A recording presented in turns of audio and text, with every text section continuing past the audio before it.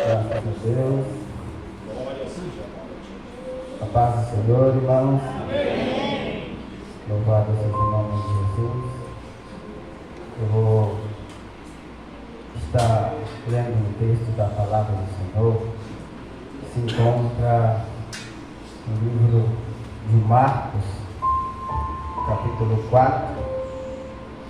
Louvado seja Deus. Marcos 4 e o 38 a seguir. Marcos 4 e o verso 38 a seguir.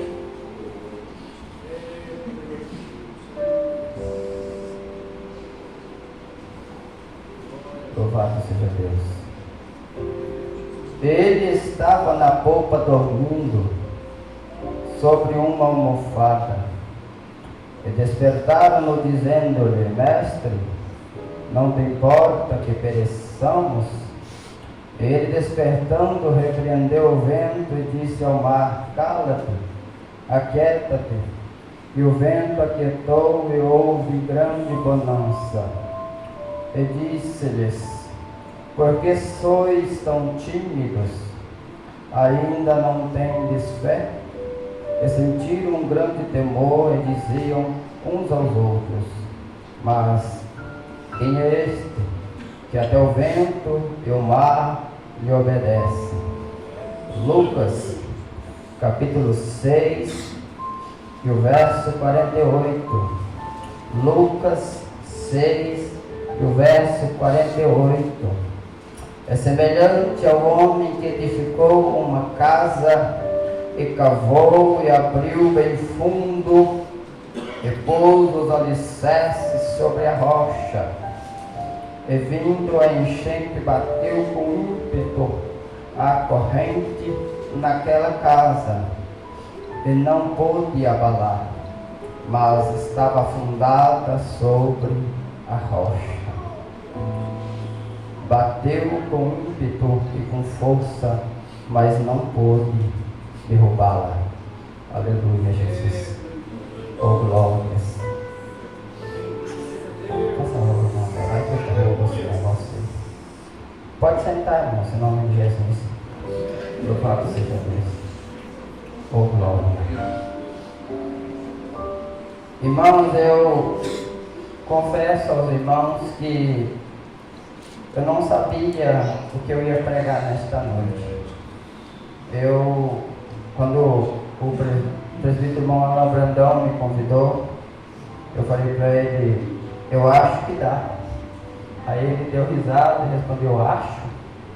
Eu falei: não, irmão, aqui eu fiquei pensando muito. Falei: nós viemos de 7 quinta-feiras com pregadores de fora e pratas da casa.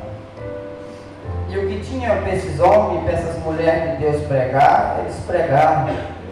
Não sobrou quase nada para mim. E eu fiquei pensando, aí vem o Alain na quinta-feira e esmiuça o resto que faltava. Eu falei: Jesus, e agora eu vou pregar o que, meu Deus? O que tinha esses homens pregar de Bíblia, pregaram. Foram 7 quinta-feiras que a glória de Deus, e a glória foi para Ele, que só Ele faz coisas daquele jeito. Gente da casa, gente de fora, não teve diferença alguma. Deus usou de forma tremenda e poderosa. Eu nunca vi algo tão lindo. Quando era pregador de fora, Deus usava. Quando era da casa, Deus usava a mesma coisa ou mais ainda. Eu falei: Jesus, como o Senhor é maravilhoso. Eu estava na minha casa pensando em muitas coisas, e no que pregar, no que falar, no que direcionar essa noite. E algo me chamou a atenção em uma coisa que eu estava ouvindo. E às vezes Deus não procura muitos para usar.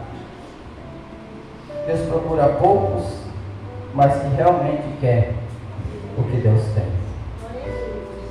Segundo estudiosos, dizem que quando sai da terra do Egito, sai mais ou menos 2,5 milhões de pessoas. Talvez mais, talvez menos. Mas Se os irmãos forem analisar o texto, diz que apenas 2 dos que saíram entraram, Josué e Caleb. O coração deles era diferente. Ele estava no meio da multidão, estava junto com a multidão, venceram batalhas, venceram guerra, venceram serpentes, venceram escorpiões, mas só 2 entrou. Eu vejo Moisés no monte, eu quero assim pensar que talvez ele tenha um pouquinho de ciúme, ele olha a terra e Deus fala, não Moisés, até aqui só, daqui para cá você leva. Deus tira Moisés. E Josué e Caleb entram para viver a promessa. Eu falei, Jesus, como o Senhor é lindo. O Senhor não está atrás de multidão. O Senhor não está atrás de muita gente. Segundo alguns dizem, eram 500 no dia de Pentecostes. Apenas 120 restaram. E 120 foram cheios. Dos 12 discípulos que Jesus tinha, apenas um foi com ele até a cruz. Os outros correram. Então Jesus não precisa de muito para operar na tua vida. Ele não precisa de muito. Você pode ver que quando... Oh, Jesus, aleluia.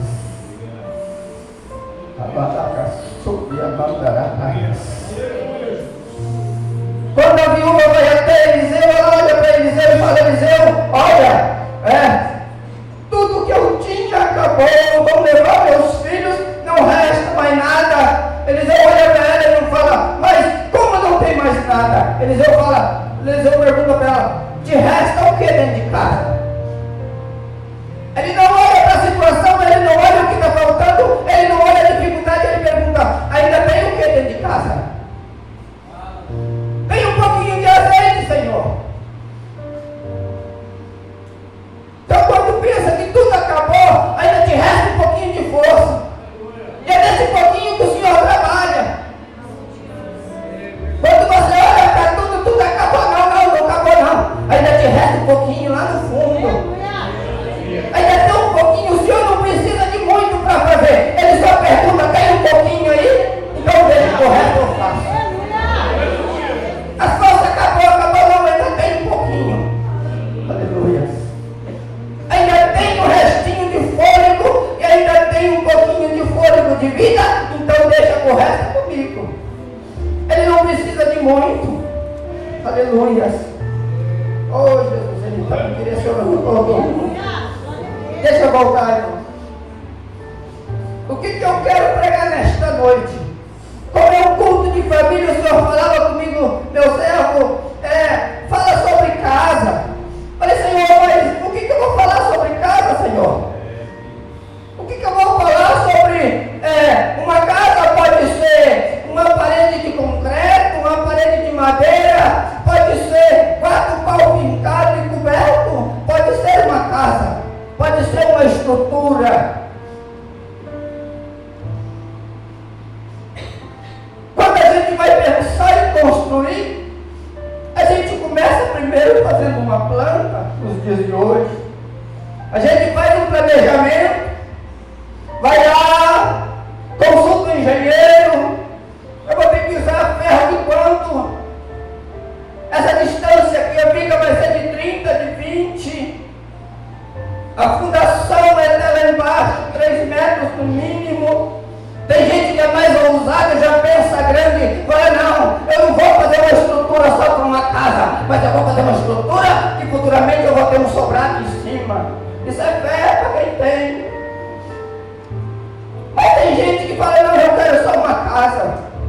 Eu quero só um lugar onde eu possa sair do meu trabalho e retornar para a minha casa. Você já reparou que a gente sente saudade de tudo? A gente sente saudade de tudo, mas nada é como a casa. A gente não sente saudade de andar no carro novo que o irmão comprou. A gente não sente saudade de andar na circular nova, de andar de avião. Mas a gente sente saudade sempre de voltar para a nossa casa, de voltar para o nosso lugar, de voltar para onde nós moramos, onde nós estamos. Isso é independente da casa que você tem, se é chique, se é velha, se é pobre.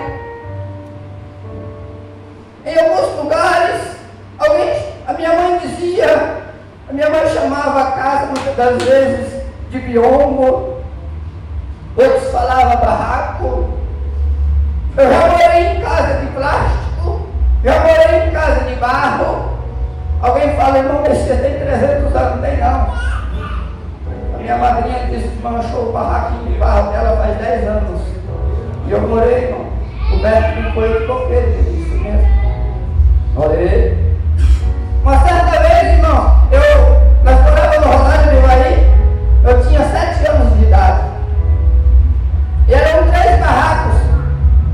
Era o barraquinho da Dona Amélia, o barraquinho da abençoada da mulher, eu não lembro o nome, e o nosso, bairro lá no fundo. O nosso, nós fomos no Calipau da prefeitura, peguemos aquela história de Calípio, viemos, finquemos, eu e meu irmão mais velho, Aldo. Fizemos a estrutura com 4 toras de Calípio. Amarramos, fizemos tudo, pregamos, e a cobertura era aquele encerado preto que a prefeitura nos deu. Aí eu ia para a escola, da escola eu ia para um projeto e voltava embora. E naquela época a televisão era poucos que tinha. Eu com 7 anos de idade, isso tem 30 anos atrás. E um dia, nós ouvindo a rádio do Pinga Fogo, que já morreu, ele falava que ia vir uma tempestade muito perigosa de granizo. E nós não era crente, mas a minha mãe, ela sempre orava nos pés da cama de joelho. Ela não era crente, mas ela era curiosa, ela ia na igreja dos crentes, quando ela era moça, e ela sempre orava de joelhos no pé da cama, e eu lembro disso. Ela falava, meu filho, você tem que orar também. Eu falava, mamãe, eu não sou muito chegado nesse negócio não. E eu deitava, ia dormir, e eu lembro que às vezes eu via ela orando de joelho no pé da cama. Cama não, no caso na época era tarimba. Quem conhece tarimba? Você pegava 4 forquilhas, fincava, fazia a armação, cruzava de pau, pegava um colchão, enchia de palha, de milho, e aqueles caroços do milho, você ficava remexendo a noite inteira. Irmãos, aquilo era uma prova para mim, irmãos, eu tinha alergia daquilo, era só Jesus na calça, para me dormir daquilo. Era a noite inteira eu dançando no da cama, o negócio aqui, ó, pra lá e pra cá, pra lá e pra cá, pra lá e pra cá. Dizer que era, meu Deus do céu, uma bênção para mim. Mas, irmãos, voltando. Irmãos, e naqueles dias, a previsão acertou. Irmãos, deu uma chuva de granizo tão forte que eu nunca vi daquele jeito depois daquela idade. Antena parabólica, casa de teia, mas quebrou tudo. Antigamente, naquela época, se não me falha a memória, ainda não tinha antena então, né, irmão? Era só carteirinha de fininho. Irmãos, caiu pedra do tamanho de uma laranja. A prefeitura, as rádios anunciavam para o povo ajudar. E eu lembro como se fosse hoje. A minha mãe ficava com uma vassoura entre aqueles degraus dos caibros. Dos caibros não, dos calipos mais finos, que nós não tínhamos dinheiro para comprar caibro. E nós ficávamos com uma vassoura empurrando o gelo para cair do outro lado. E fazia aquelas poças de gelo e nós ia com a vassoura e empurrava o gelo caía lá fora. Quando acabou o temporal, os vizinhos vieram correndo. Messias, Dona Maria, Aldo, vocês estão vivos? E nós estávamos lá com a vassourinha na mão derrubando o gelo. Eu não sei se você acredita, mas eu te levo lá para você ver a minha história. Não fez um furo no determinado. Um furo. Casa quebrada, telha quebrada, antena parabólica com aquela tela, se acabou. E a minha casa não fez um furo. Ele cuida, irmão. Ele cuida. Outras vezes você vê eu chorando, você não imagina da onde ele me tirou, da onde eu venho. Hoje você veio com a casa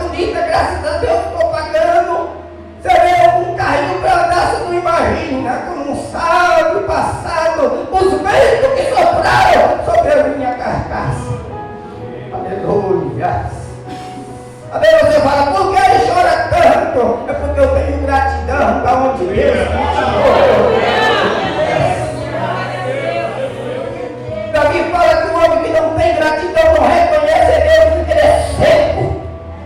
Não tem vida dentro dele. Uma pessoa que não agradece, não reconhece o que Deus fez, ele é como uma árvore seca. Ela não chega na água, ela põe por cima da terra. Aleluia. Oh, glórias. Me ajuda aí, Jesus.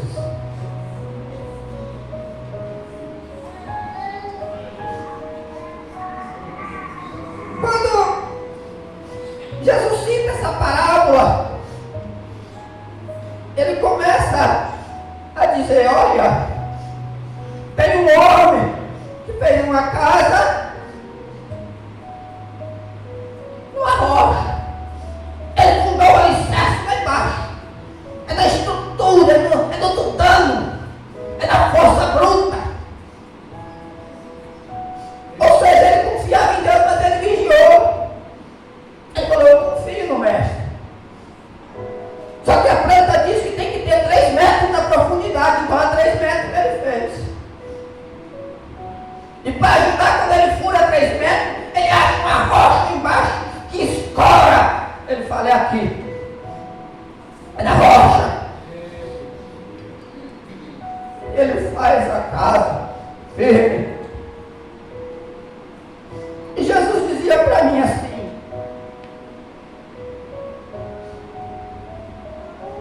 eu vou fazer uma comparação. Você já se olhou esse mês como é que está a sua casa? Aleluia. Oh, glórias. Presta aí que eu esqueci a mim. O mistério. Aleluia. Quando eu falo de casa, eu não falo apenas de uma parede construída. Eu não falo apenas de você olhar para uma casa e ver uma aparência lá.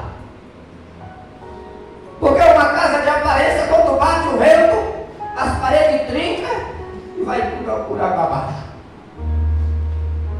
Só que há um mistério de Deus nesse negócio. Quando a casa cai, missionária Ângela, o alicerce sempre fica. E quando fica o alicerce, o que é que me diz a Bíblia? Em recomeço. Aleluia. Deus. As paredes caíram, tombou tudo, mas o alicerce está lá esperando você reconstruir. Está no chão, Romê, mas ainda tem alicerce para erguer de volta. Vai uma amiga malgrando e ergue de volta, que a graça de Deus alcança.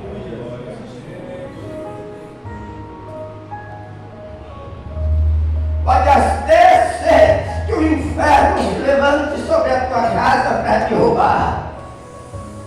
Pode até ser que o vento vai soprar na tua casa para jogar no chão.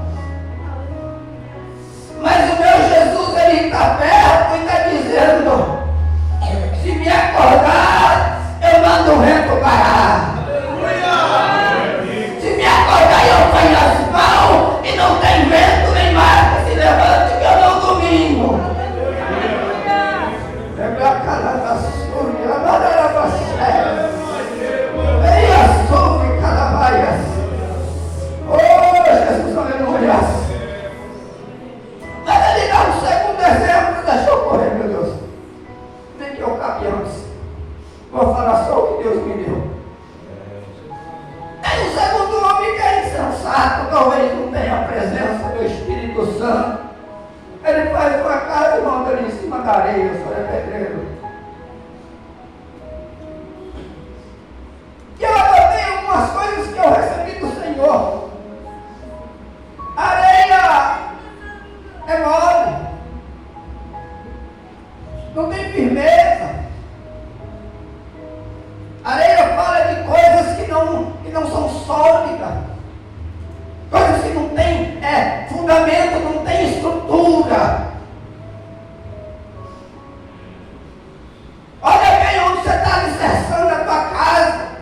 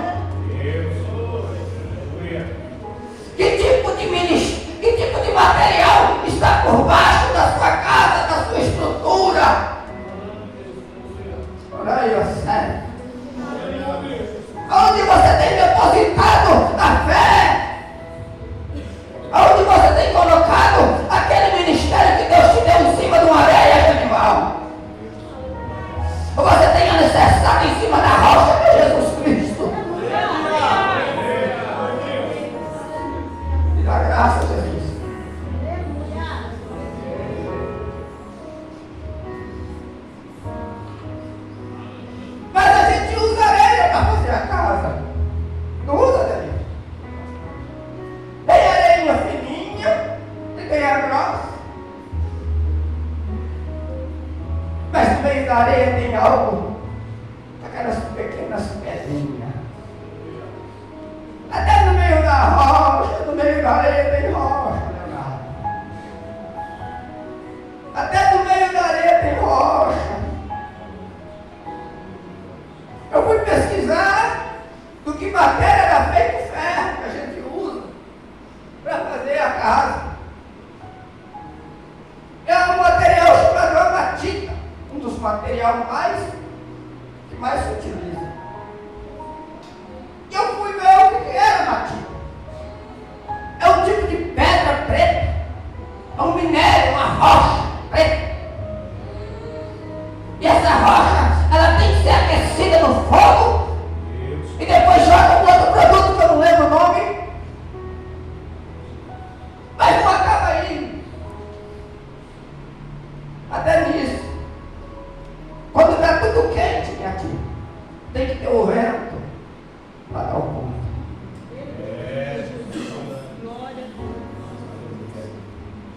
Aí eu fui entender, mas Jesus, isso é lindo. Então de tudo, a rocha tem que estar por perto. De tudo, tem um minério que brota.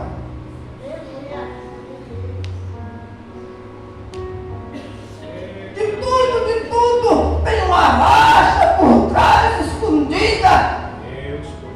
Tem uma rocha que está lá escondida, não aparece, mas está lá. Aí eu falei, Jesus, o que é o vento? O que significa o vento, Jesus? Eu até li um pouco sobre o vento, mas não lembro direito. Eu sei que ele se forma lá embaixo, na terra, entre uma rachadura e outra. No meio das pedras sai o vento.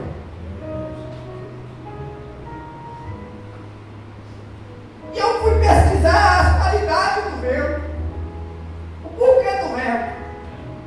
Porque quando alguém levanta a mão para a gente e fala, olha, escolher um vento na sua vida, a primeira coisa que a gente faz, uma vez é o quê? Corre para os filhos de oração. Ajoelha lá. Está vindo um vento aí, meu filho? Já vem aquele calafrio na espinha, que desce até lá embaixo e volta, o suador frio, e a da ansiedade, dor de barriga, tudo junto. E o cabo já corre para o joelho, Rafael.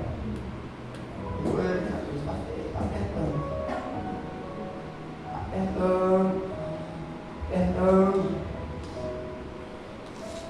E eu estava analisando, ali eu até algumas anotações que falava que o vento, ele tem as suas qualidades. E quando Deus faz o homem, a primeira coisa que Deus faz, o bonequinho Adão, sopra na narina dele.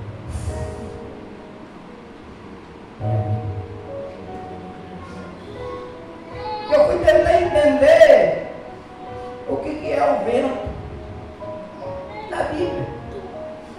E ele fala muitas coisas sobre o vento. Em partes que a Bíblia fala que o vento, nós entendemos como uma prova que está vindo.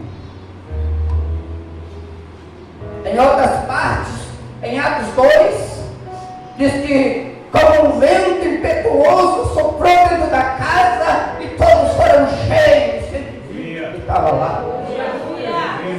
Então o vento simboliza muita coisa na Bíblia. Não é só prova, não é só luta, não é só choro. Quando está aquele dia de calor, o vento vem como uma brisa, você sente aquele refresco. Irmãos, eu estava lendo e a gente tem uma maneira de dizer que o ar-condicionado faz o vento gelado, porque tem alguma coisa que gela dentro dele e manda o vento. Não é assim? Eu fui estudar uma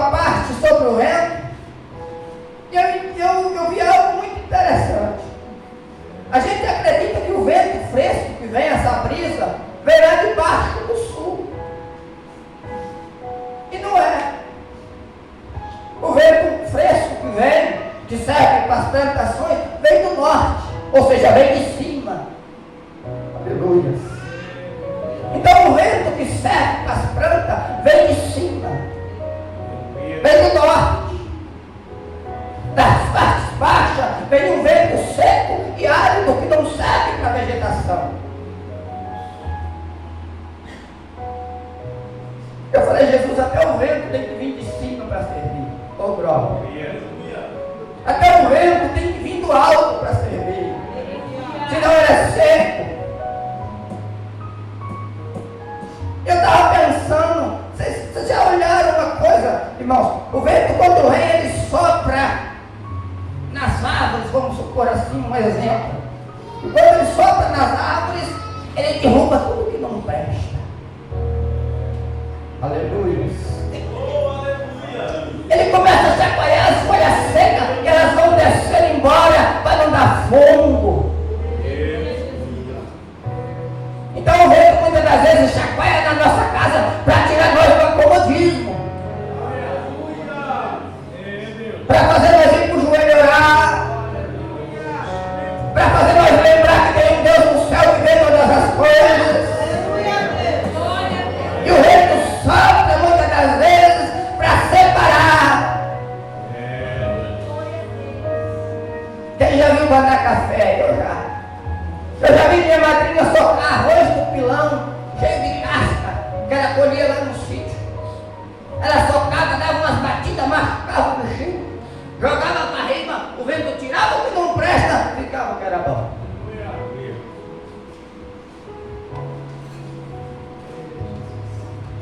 Eu quero dar uma palavra aqui da parte de Deus.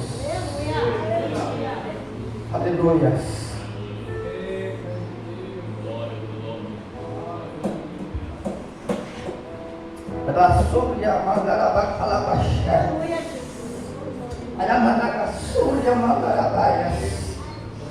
O Senhor Deus falava comigo na minha casa hoje à tarde. Eu vou mandar um vento na vida de algumas pessoas nesta igreja. E o vento vai ser para tirar o que não presta, que está te atrapalhando a viver o melhor de mim. Eita, a gente joga para cima, a paia vai embora e fica a semente. Vamos lá, basúria, mandarabaias. Primeiro eu fico o tomate, soca. Aí ele joga para cima e tudo que não presta vai embora.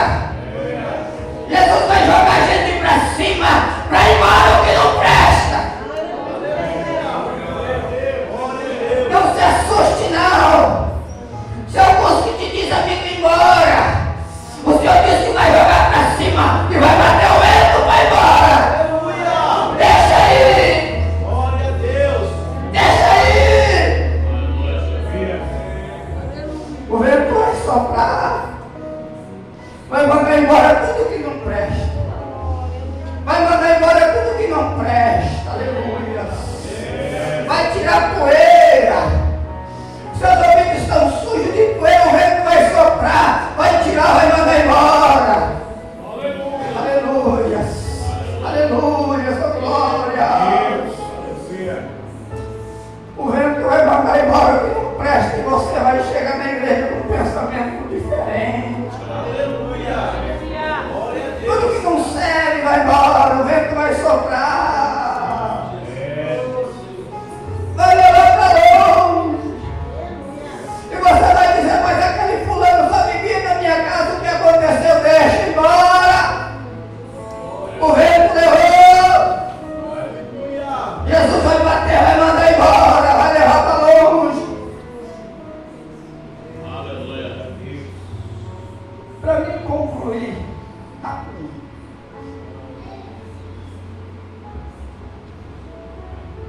Em Marcos 4, onde nós lemos, diz que estavam todos no mar. A galera toda. Pescadores, experientes, homens que sabiam pescar. E conta a história da Bíblia que o vento começa a soprar e balançar. Eu cheguei a pesquisar sobre o tamanho que eram os barcos. E é uma coisa meio assim. Uns dizem que tinha 30 metros, outros dizem que tinha mais pequeno. Não sei. Mas não era um navio como o Titanic que Deus afundou para mostrar que ele é Deus. Era um barquinho pequeno. Não tinha muita estrutura lá. Só que a minha Bíblia vai dizer, e os estudos que eu fiz também, que se não tivesse vento para soprar o barco, eles tinham que ir no remo. Eles tinham que sofrer. Então até nisso o vento era favorável para eles. Eles estavam no banco e o vento soprava e eles iam. E eles usavam o remo para controlar aonde eles ficavam. Só que o vento se levanta de uma tal maneira que os pescadores experientes, acostumados com o vento, não conseguem controlar o barco. E o barco vai para um lado, o barco vai para o outro, e ele se bate, joga água fora e se vira nos 30. E o barco continua a perecer. E todos que estão dentro. São 12 apóstolos e os 12 estão morrendo, e o 13º Jesus Cristo, o mestre de todas as coisas, está dormindo. Pode ficar, irmãos.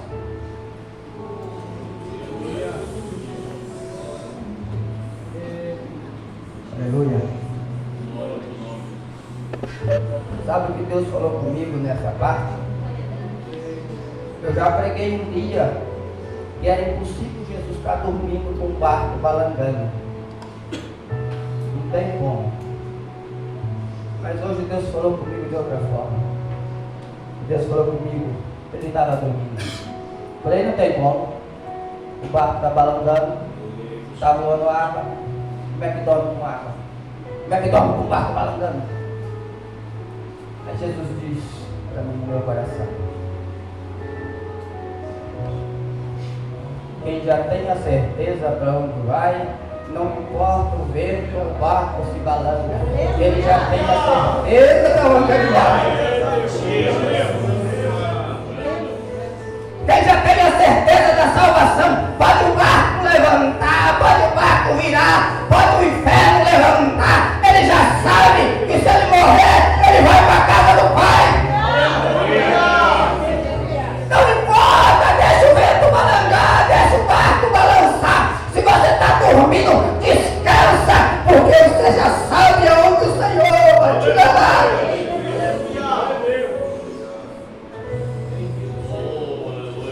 Ele já sabe o Deus que serve, não importa com a tempestade que vem, ele continua descansando no Senhor. Ele continua dormindo. Ele continua com a mente em paz, ele sabe para onde ele vai.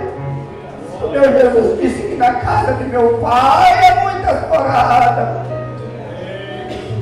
Está batendo vento, está chacoalhando, mas eu sei quem eu sigo.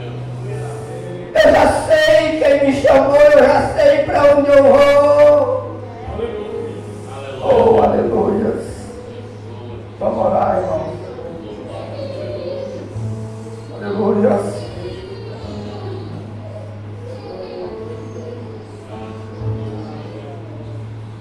Toca aí aquele hino que eu pedi para você. 545.